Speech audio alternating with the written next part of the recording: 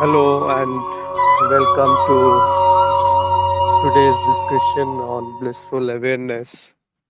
This is a good opportunity for us to talk to each other about spiritual matters and how the practices are going on and anything anything in general related to spiritual things. So we'll start with the few one question in fact, and in between if somebody wants to talk, they can unmute themselves and share their experiences or thoughts on any subject. And if they want to type, they can always write. So Sanjeev has asked one question, that how can we influence the current experience we are having? So I don't know whether Sanjeev is, yeah, you are here. So first thing is that when whenever we ask a question, it is always better to ask a question from my perspective, what I think is the issue. Like, rather than saying how can we influence the current experience we are having, the right way is that how can I influence the current experience which I am having? Because there is no collective experience that you can't know what the other person is experiencing, and there is no point assuming that. So the question is that how can I influence the current experience which I am having? Now, there are few aspects to it, that whether you can really influence the experiences which are happening. When you say influence, it means control, sort of control. Because what type of influence you want to put in the current experiences is that you don't want experiences which cause hurt, which cause pain, and you want to enhance those experiences which gives pleasure. So some, or maybe unwanted thoughts and some wanted thoughts, you want to have certain thoughts which are more much aligned with harmony within yourself, which creates peace, and there can be some thoughts which is not so useful, maybe some, same way with desires and emotions and things like that, that which gives you more centeredness and pleasure, and which takes you away from yourself, and which is more painful are to be avoided. So that type of control is perhaps you are saying. So from the non-dual perspective, if we start, there is no control. There is no one who is controlling either. And because you can see from a, even from this body and mind perspective also, if a beautiful scenery is in front of you, the emotions that arise, they are not in control. If you see something very good to eat and you like it also, the reaction which happens is not in the control. Where you are born is not in your control. When the death will happen is not in your control. Even while you are sleeping, the heart is beating, the blood is flowing in the nerves, and all that is happening. So that is not in your control. Even in dreaming state, nothing is in your control. All sceneries are appearing and disappearing, reactions are happening, and all sorts of things are happening, visions are happening. Now come to the waking state. Even in waking state, very little is in control. And if there is someone who is controlling, then who is the one who is giving him the authority to control? So in that sense, there is nothing which is getting controlled. And if somebody is controlling, there will be somebody who is above him to control him also.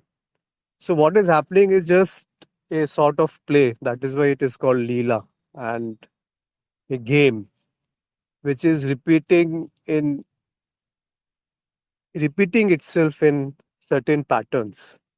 And those patterns have been formed over a period of time.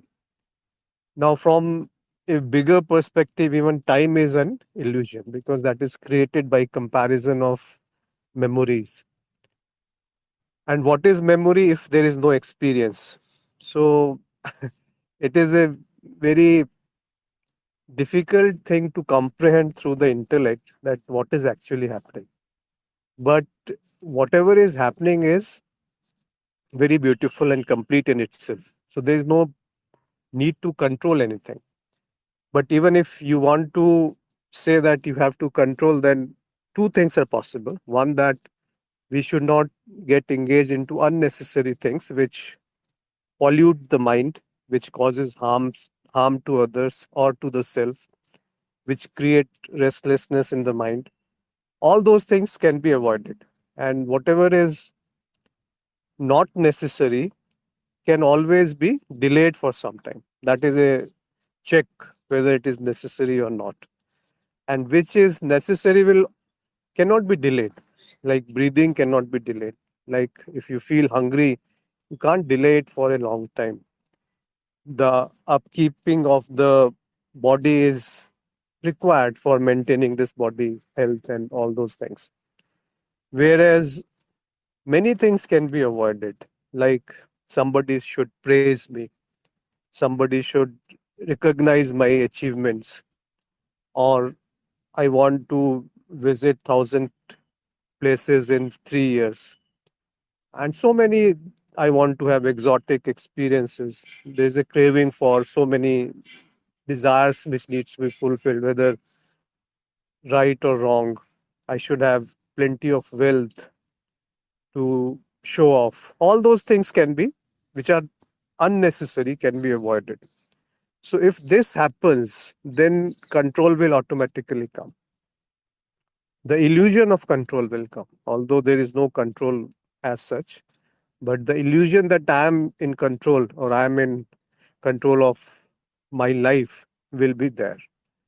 There's nothing wrong in it, because if there is no control, the life will be miserable, in the sense that if this sense of control is lost, what is there actually?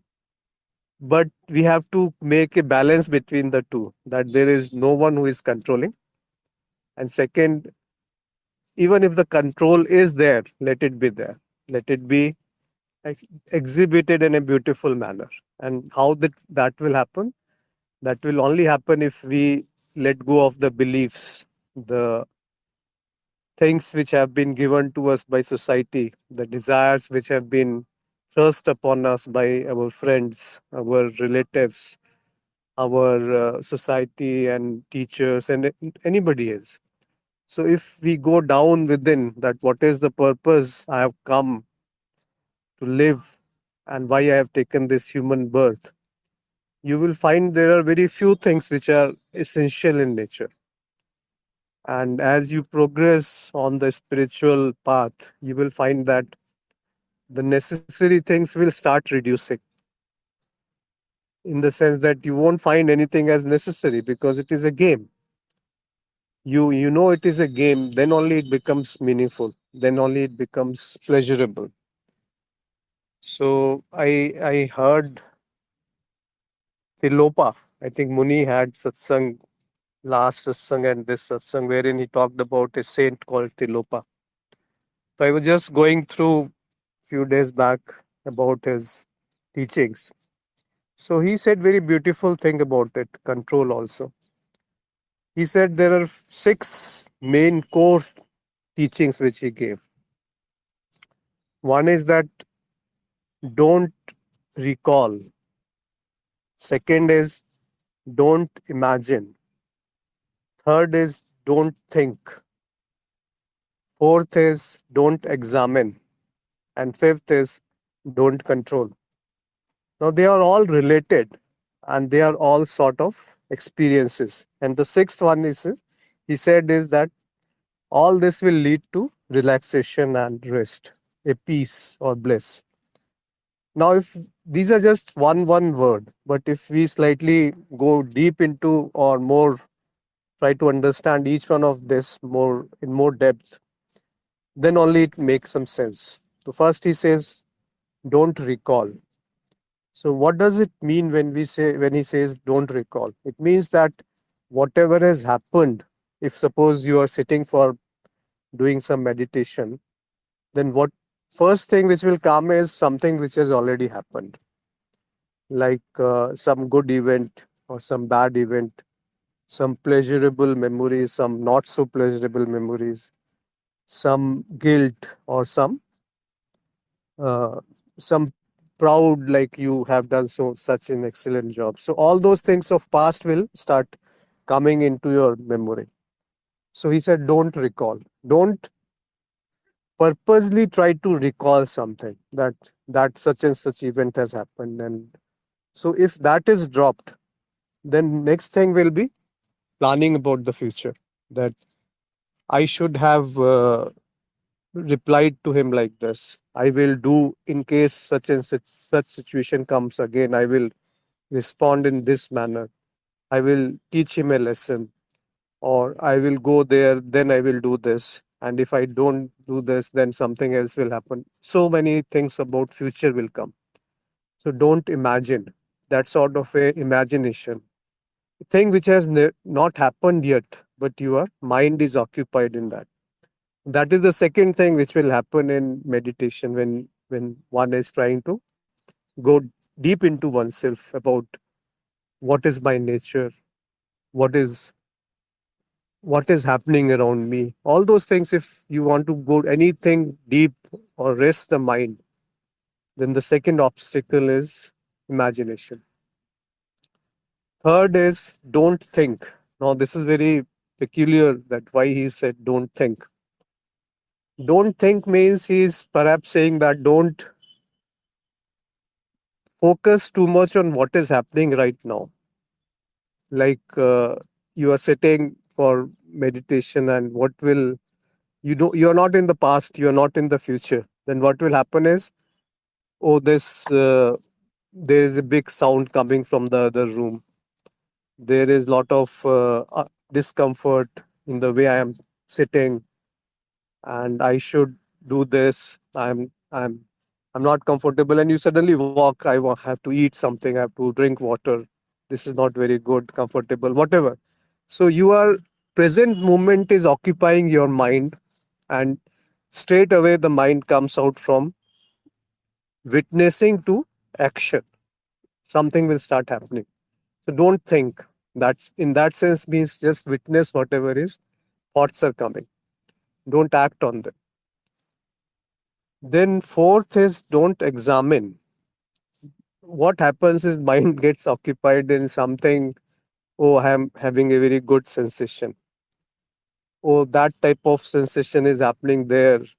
That sound is coming from that side.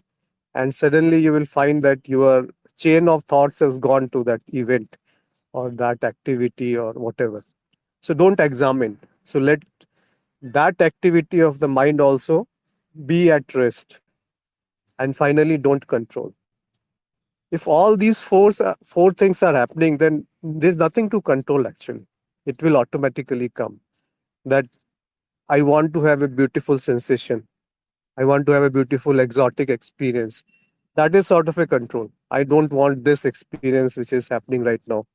I don't want these thoughts which are coming to me right now. So there is a resistance. And resistance always come with control, that I want to control something. If there is acceptance, then the need of control is also not there. That I am okay with whatever is happening right now. There is total acceptance. And that is the least resistance path. And that is letting go of the control. And you will see something amazing will happen when all these five things are settled, when there is no, you're not one, thinking about what has happened in the past, you are not wondering or planning about the future, you are not actually bothered about what is happening right now in the present moment, you're not examining things and keeping the mind occupied there in useless data, and finally you lose the sense of control. Then that loss of control will actually make everything beautiful, will make control actually being available. The more you try to control, the more resistance will happen. Like in simple way that if you try to control your child, the more chances of rebellion will be there. The more you try to control your mind, it will be more rebellious again. So finally, if all these five things are there, then the rest and peace and bliss and desirelessness and kindness and the completeness will evolve. That is perhaps the fertile ground on which the mind can actually rest. And rest in what? Rest in the source from where the origin of mind is there. From in the source which is witnessing the mind, the source which is not the mind, the source which is not the body, and the source which is not an object of perception. So that source, once it gets, Rajiv has said, rest in peace. Actually, it is beautiful word, but we use it once when somebody dies. But why to wait till a person dies to rest in peace? That peace is rest in the peace should be at this moment, right now, right here. And if that rest in peace is available right now in this moment, the fear of death will be gone. That is resting in peace, not that you die and then rest in peace. Yeah, Rajiv is saying yes, right now, right here, and always ever present. So I hope it made some sense. Sanjeev, if in case something is not clear, you are always welcome to ask. Or anybody else, if they want to say anything on this subject or any other subject, they are most welcome. Because today we don't have any questions, so let it be very open discussion. Anybody wants to pitch in, please feel free to comment or contribute, because this is not a very formal meeting. It is a open discussion to share our views, thoughts, and nobody is teaching here anything. We are just sharing our experience, and in that process learning from each other that how we can contribute in each other's progress to understand things better. So if anybody has any question or comment to make, please go ahead.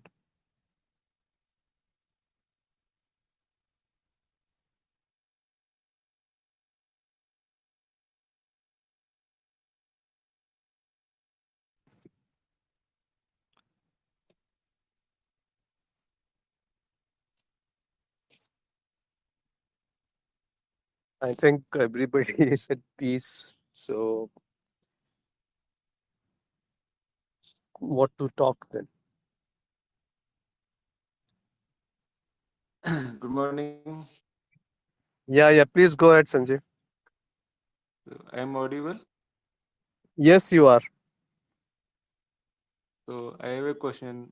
So, so actually, I have my close relative. She is my bhabhi. So we did not talk for a long time, for many years. So again, I wish to start talking with her. So, but she is feeling resistant. So how to go ahead? She did not even want to talk. Sorry, can you further elaborate that you have one relative whom Close you relative. are not? Whom actually due to some reason I stopped talking with her. My bhabhi, brother-in-law's, my brother's wife. Yeah, yeah, So yeah. we did not. I stopped talking to her. I stopped even meeting her for a long time, Mhm. for many years, 5, 10 years, 10 years, Yeah, maybe more. yeah. So then now I again wish to start talking with her and kids. So how to go ahead? Now she even do not want to see my face and talk with me. Can See, I anything don't, spirituality I help me can't, here? Yeah, I think there's no clear cut solution to this type of an problem because this is always mutual. The easiest thing is you straight away give a call to her and start talking. That is one way. Other way is that you visit their house and talk to them, because there is nothing in this world which is more damaging than false ego. That is the only problem which creates tussle in the relations. But at the same time, if the other person is absolutely not interested in you or in what you are doing, then it's okay. I mean, there are other relations which can be entertained, which is more meaningful. Why to waste energy in some relation which is not sort of a cordial or mutually give and take is there in that relation. So you need not make each relation very perfect relation. How can that be done? And how many relations you have? Basically, how many relatives you have? How many persons you know whom with whom you feel close? There will be very handful of them, right? Like your very Yes, yes. close ones, your parents, your brothers, sisters, your husband, wife, or your children, or maybe few close friends or few close relatives. That's all right. But there Yes. are almost 700 crore people living in this planet as of now. So it is a very limited world in which we have confined ourselves to be. Why you want only a blood relative, let us say, or a relatives, blood relatives means that your blood relative and his wife or spouse. So let it be an open thing. Let that and the possibilities be very open. Don't restrict it to only relatives and very close friends whom you meet. Let that potential open up. Let that you should be ready to accept whatever is happening. Then you will find that different new things will start happening in your life. I mean, you should be ready to give love, perhaps. And in that space of just ready to give love, the blossoming will happen. The beauty will start evolving within you. See, there are two states. One is to give love, second is to expect that somebody should love me. They are just the opposite of each other. If you are in a space of giving love, not as a sense that it should always be in activity, but in thought, a feeling, an emotion that I want to do something good. Even a thought is okay. I mean, it's not that you perform an action of kindness, then only the deed is established. Even a simple thought of let everybody be at peace, let everybody get what they want, let let the love flows through me. This is an imagination, but that thought itself will be very much settling. It settles your mind. It does not agitates your mind. Whereas if you expect something and you want something in return, then there will be problems in the relations. Then there will be always some lack of satisfaction will be there.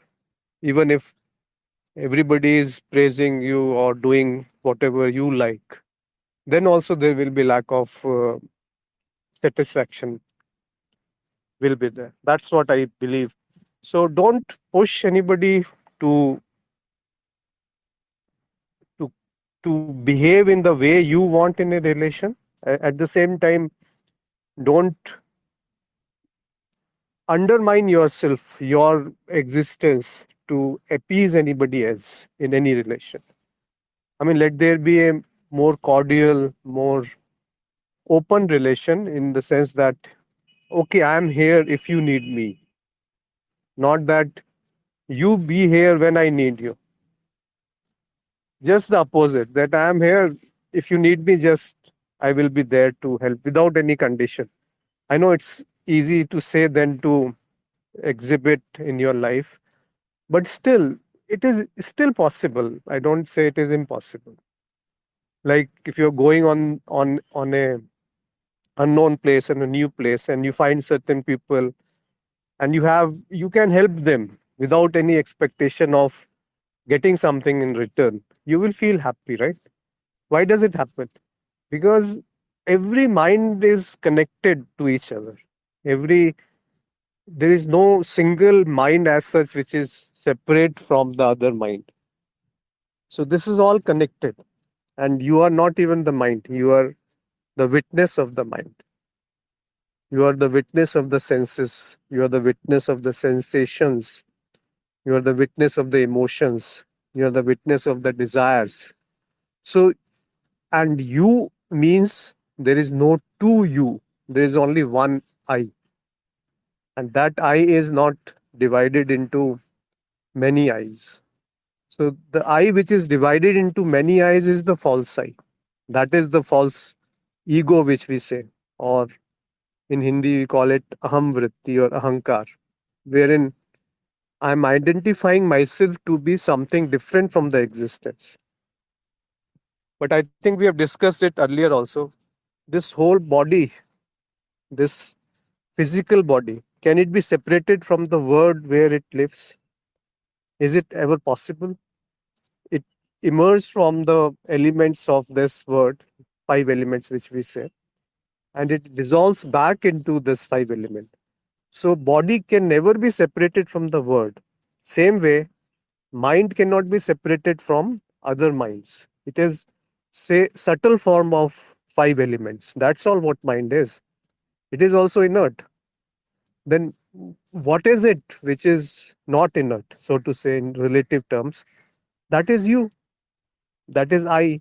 That is the real I, which is not identified with anything. Because in deep sleep, that I is not identified with the body, but it is still there.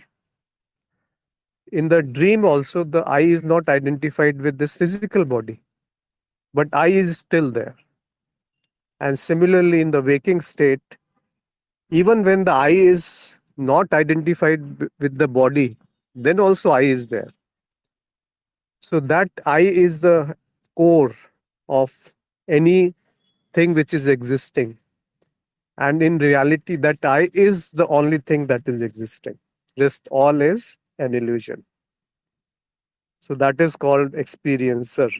That is called the witness. That is called, you may call it God, you may call it Shiva, you may call it whatever you feel like. It doesn't matter what you call it. But can you refute that it is not there? It is the only thing which is there actually. So that is a personal decision, the question which you asked, and it needs to be addressed from a more macro level perspective rather than that something has happened 7 years back and I'm still carrying that weight with me. That is not the right solution to the problem. And I don't say that you become a doormat to, if somebody is doing all wrong with you, you are still continuing begging. Begging for what? That be good to me, be nice to me, give love to me, care for me. Why? Because I think I am this body. Because I don't have any other place to give me the pleasure or joy. I'm looking for bliss, which is where it is not there. So, how can I find it? I mean, there's a good story, maybe most of us would have read it also, that a person was looking for a small needle which he has lost. So, his friend came, so asked him, what are you looking at? He said, I have lost a needle and I'm looking for it. Then he also started looking for it. After a while, the friend asked, where did you think you have dropped it? He said, maybe outside somewhere. Then he said, why you are looking here? Because the light is only here. Outside is dark, so why there's no point looking something in darkness. So my point is that we are looking for bliss or joy or peace or love where it is not existing.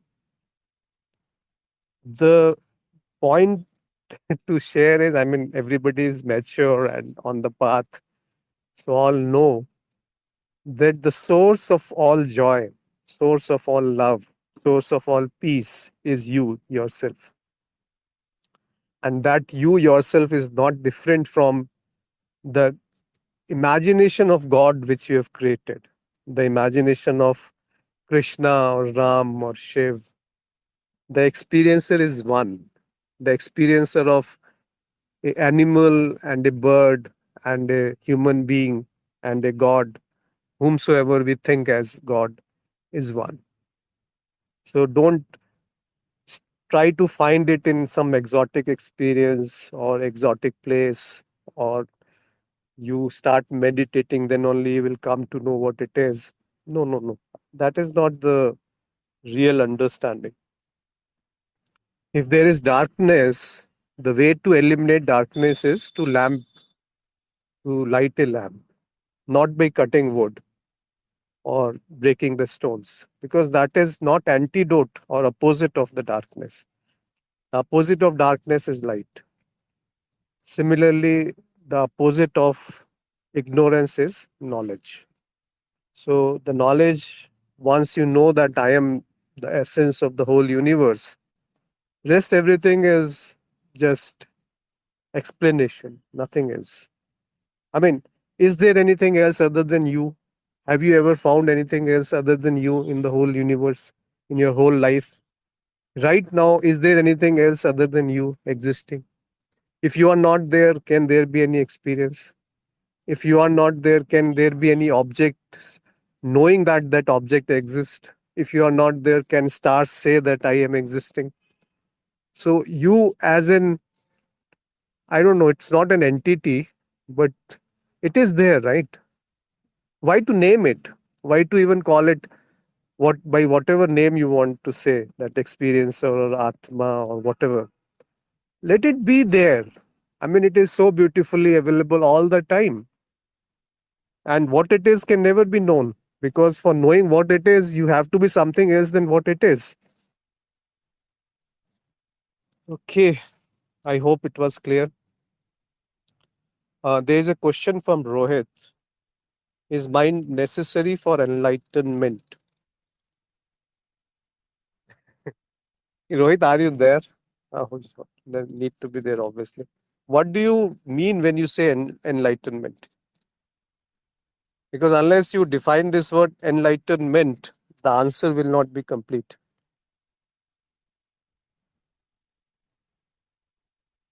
If you can speak up, or if anybody else wants to say what they understand by enlightenment, better that Rohit answers this. I think he's writing something.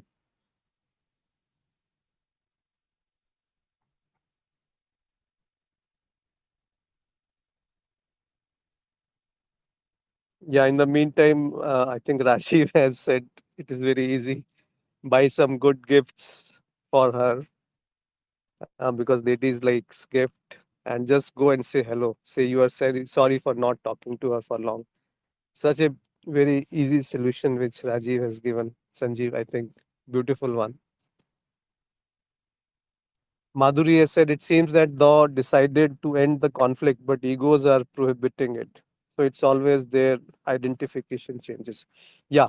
Okay, let us come back to the question from Rohit, that is mind necessary for enlightenment? So I've asked him, what does he mean by enlightenment?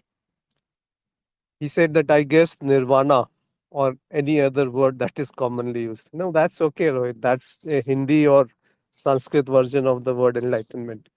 What exactly is enlightenment? Because there can be 10 definitions of enlightenment. One thinks that if I get free from birth and death, that is enlightenment. If somebody says, no, I've got some very unique knowledge about my own being, that is enlightenment. Somebody says freedom from all bondages is enlightenment. And there can be many more. So, in what perspective you are saying that nirvana or moksha, nirvana perhaps is same as moksha. So, that the enlightenment? But moksha and enlightenment are slightly different. Enlightenment means being the light, being with the light. And what is light? The light here means the source. The source of what? The source of knowing. And if you know that you are the one who is knowing, and you are the one who is knowing that there is a separation, you are the one which knows that there is union, that is enlightenment, right? When you are one with the light which you actually are. Is that not the enlightenment? Yeah. Now this is a much better definition. You have said that to get established in your true self is enlightenment. So the question is mind necessary for enlightenment? Now, the purpose is to get established in my true self is enlightenment. And from that perspective, if we ask, do we need mind for enlightenment? I will let us be more interactive. If anybody likes to answer this question of Rohit, that enlightenment means going to myself, getting established in what I am. If this is the definition of enlightenment, does mind is mind necessary to to achieve this activity, to achieve this enlightenment? Rajiv has said necessary and unnecessary is tendency of mind, and enlightenment is state where both gets dropped as an activity. So in this sense, one needs to apply mind to see if for enlightenment is it necessary for the mind to be there or not. Slightly complicated answer, but Sanjay is saying realization that there's no person, akka, thinker, or doer, just emptiness. That is enlightenment. Yeah, but the question is whether the mind is needed for this thing called enlightenment.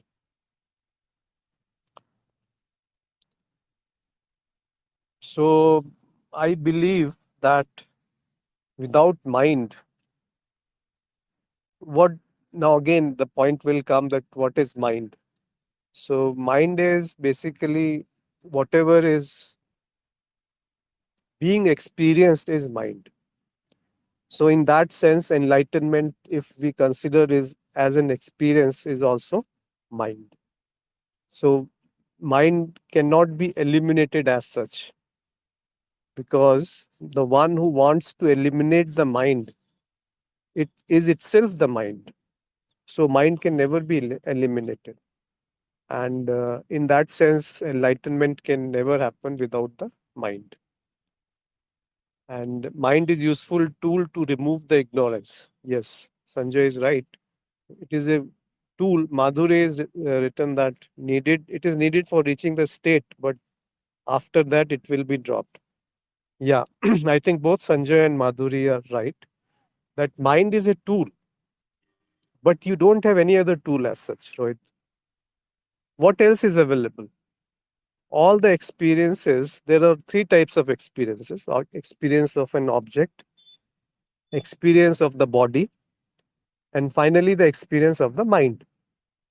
But when we look closely, we will find that the experience of the objects are nothing but experience of the mind. And if we see the body also, the objects, and then the body also, the body is half physical and half mental in the first look. But when you closely observe, the body also is an experience of only the mind, because in dream you create a new body. So body also is an experience of only the mind, nothing else, because a subtle thing cannot experience a gross thing. This is a very fundamental rule. So for any experience to happen, the subtleness of that particular object or thing should be at the same level. So if that be the case, then what you are experiencing right now is only the mind, not the object, not the senses, not the body, but the mind. Now, in that mind, there is a illusion that there is ignorance, and there is an illusion that that ignorance can be removed. And in that removal of ignorance, enlightenment is defined. That okay, now I am established in myself. Now I am established in my true self. Now, can it ever happen that you are not established in your true self? Is it ever possible that water says that, I mean, even if water becomes wave or it becomes ice or it becomes vapors, still water is established in itself as H2O. This is just a metaphor. Now, that core of the thing can never be separated from itself. That is the self. So, in that sense, enlightenment is again meaningless in that sense because you are never away from your true self. The definition you gave is absolutely right. To establish in my true self is enlightenment. But were you ever away from your true self? Is it ever possible? So, what was possible? That you imagined yourself to be something else. And that ignorance is shed that, oh, I am not what I imagined myself to be. Like, like a story of a king who went to some jungle for doing some, I mean, for some activity, and he somehow got lost in that jungle. He lost that, he, he forgot that he is a king.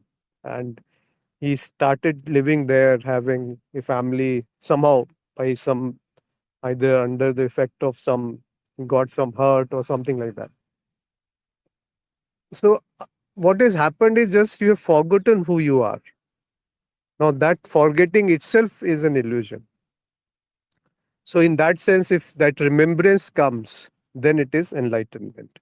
So remembrance cannot happen unless the mind is there, because the forgetting has happened because the mind was there. So therefore, without mind, even enlightenment will not make any sense. That's my take on it. Madhuri has said it is false identification that separates from source that has to be broken. Wave is always the water. Yeah, that's what I mean. It's not so. You may think that it is oversimplified, but the reality is actually that simple. The mind complicates it and tries to find a solution that which is very complicated because it doesn't like simple answers. It doesn't want simple solutions. It wants something to be very unique. The simplicity of the beingness of the self itself is the thing which keeps many people away from knowing who they are, or to put in your words, to know what is enlightenment. Now, some saints have been there who have defined enlightenment as in a very exotic activity of having an exotic experience of being one with the universe, or being so many not definitions, experiences have been, few experiences have been given. Now, what are they? And what does it mean in my context, in your context? So, I would say that we have to ask those saints that what do they mean when they define those experiences, because enlightenment just means getting lighter, lighter in the sense leaving the burden which you are carrying on your head. Then that's called enlightenment in English. You are feeling light, not heavy. Now once you are on the train and you are still carrying the bag on your head, so if you put that bag onto the train and you know that the train will carry you wherever it is going, that is also enlightenment. So I don't want to oversimplify it, but the saints which have they have defined some exotic experiences about enlightenment, they may be true that they had certain event which was very unique and that they have defined as enlightenment. But it can happen in several manners. Like it can happen in different, differently for different people. For some people, it will be so simple that okay, the slight increment of removal of that ignorance is enlightenment. So there is a very famous quote by that before enlightenment I used to chop wood, drink water, eat food. After enlightenment I used to chop wood, eat food, and drink water. So what does it mean? It means that nothing has happened actually as a sort of unique experience to determine that enlightenment has happened. But for some people, that event can be very grand, very, very grand, which some saints have defined. And that was a sudden sort of light which has come, and they just shed all the ignorance away, and they came to know something which was hidden. So that sort of feeling will be there. And for all rest of us, it will be something in between. It can be gradual, or it can be a sudden or in between somewhere. So don't mix enlightenment with some exotic experience, because in the end of the day, it will also be an experience. And if you are thinking that experiencing something will give you enlightenment, then it is perhaps misnomer. And don't try to copy that some saints have got certain exotic experience. That is a parameter or a mark which should be there, then only enlightenment can be said to have been achieved. So enlightenment in Hindi or Sanskrit, it is called Buddhatva. Buddhatva doesn't mean there is not one Buddha, and there is a difference between Buddha and Buddhatva. Buddhatva is, I don't know, similar to enlightenment only. The beingness is Buddhat. Your existence is Buddhat. You can never be but not Buddhat.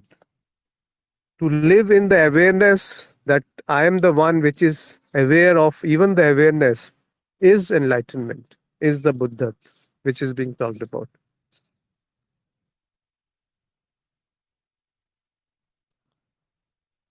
Rajiv has said, yes, and to know that I am always ever in my true self alone, and then continue the imagination under this abidance.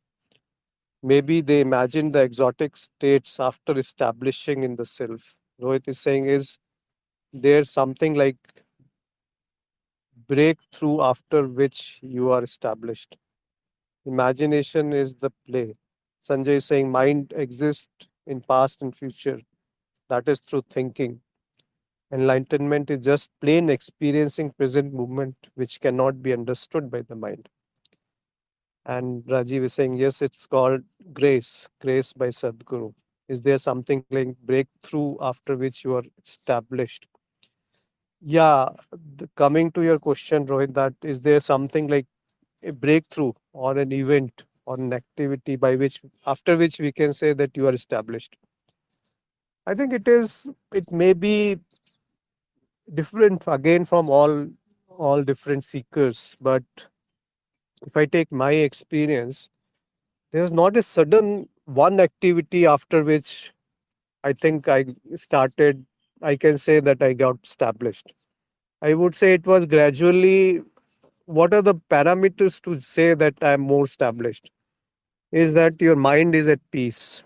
Your mind does not run after fulfillment of so many of desires, or you are peace even when the surrounding things are not in your favor, in your liking.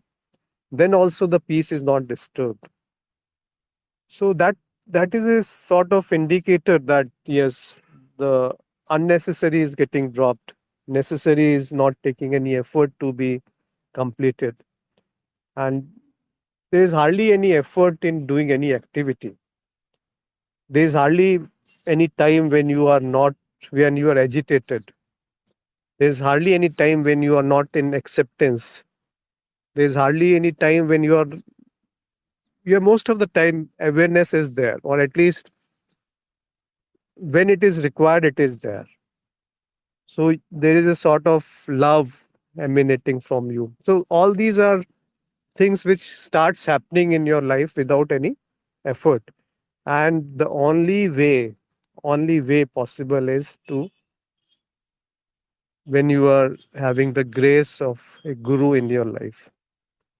Otherwise, all whatever I've told you right now is impossible, next to impossible. That grace of a guru, whom we call Sadguru, is the one person, and we call him or her as a person, but that person can actually bestow enlightenment, if I have to put in this manner. Because what is enlightenment?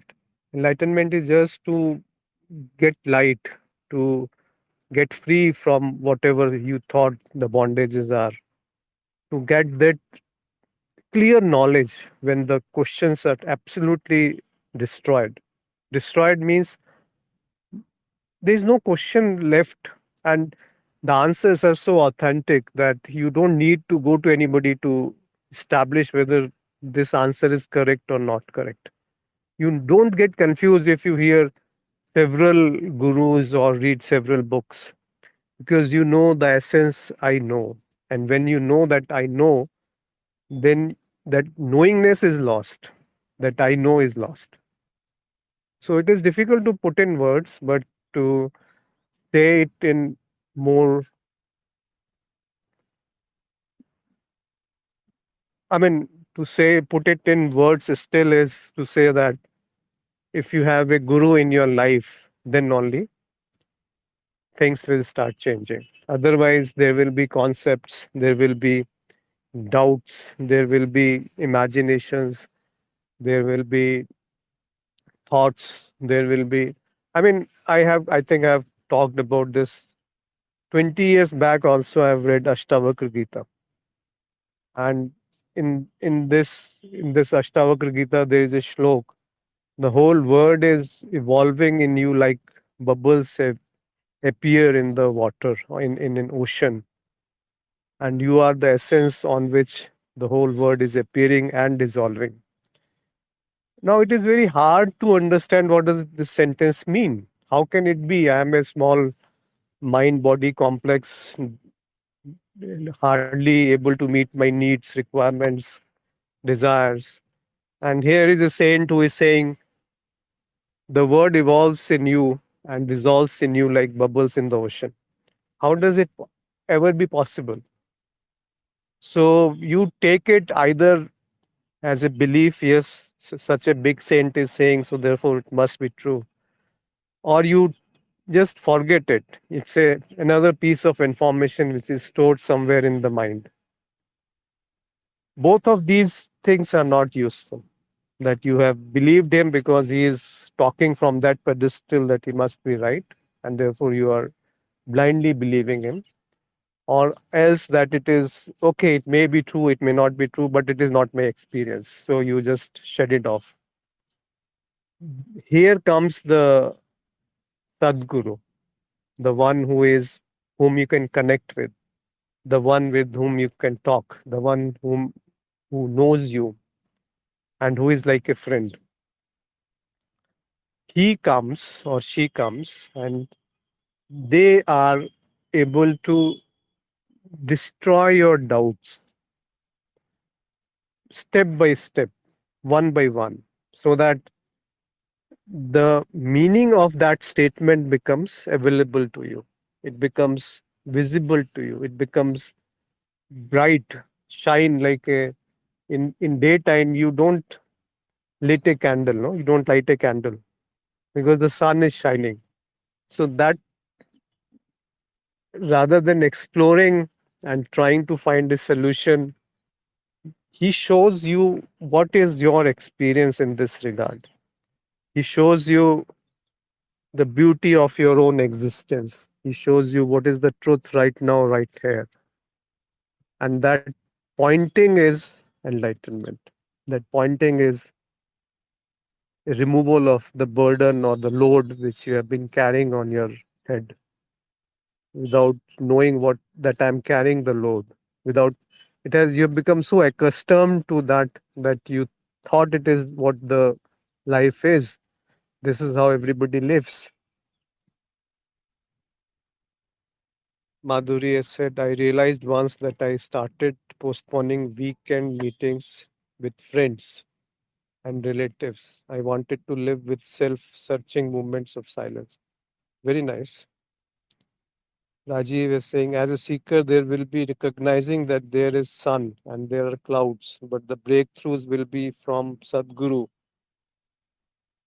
who will point to the recognizing that the clouds are also seen in the light of sun only, which is ever, and clouds are cyclic, and now be in the knowing that sun is always and only, and now identify with sun as you are the sun and not the cyclic clouds. Very nice metaphor or example, Rajiv. I hope it made sense, our today's discussion. And so nice of you, all of you, to join in. And maybe there was something for all to take. So taste it, Rohit. I mean, my suggestion will be just taste it. Don't believe it. Just know who you are, and then all questions will disappear. Then the the beauty of life will start dancing. It will be a play all the time. It is not that I'm making up these words, but I'm talking from my own experience. How the same situation which used to be a challenge now is a play. And I've seen that with very little effort, most beautiful things will start happening in the life with very little effort, because you are one. You are one with the existence itself, because you are the existence itself. You are the center of the existence, I would say. And that you is not two, that you is not many, that I is not many. So that I-ness, which is not many, if that is known, if that is established, if that is even known once, it can never be lost. It can never be lost. I think that's what my take is. You can never lose it. You may forget it for some time while in sleep. That awareness is not there, but that will never be lost. So be assured, even death will not be able to take it apart. Because what is death? Right now, the life is there. Right now, the death is there. The death is not physical death, is just a simple evaporation of the body, which you were never there, which was never yours. And that connected awareness, that connected knowingness, that connected presence is not divided, was never divided, and will never be divided, which is subtler than the sky, which is knowing that I exist as not a separate entity, but as just beingness, just the presence. So I wish you all people all the best. Have a nice weekend and go back deep into yourself. Pray to the Guru Kshetra or the Guru field, that we all get the aim, whatever aim we have in life, and let the aim be to become aimless. Just rejoice in the beingness, in whatever is happening right now, right here at this moment. Thank you so much for joining in. Bye.